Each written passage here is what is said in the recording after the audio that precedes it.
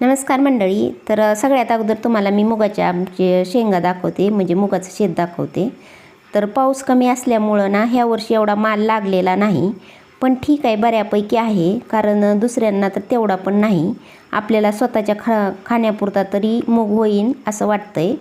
तर आता इथं मुगाच्या शेंगा काही कच्च्या येत्या, काही पक्क्या येत्या. तर जी पकलेल्या आहेत ती मी तोडून घेते. त्या जर नाही तोडल्या तर ते ऑटोमॅटिक ऊन पडलं की तडकून जाते त्या आणि मूग वायाला जातो.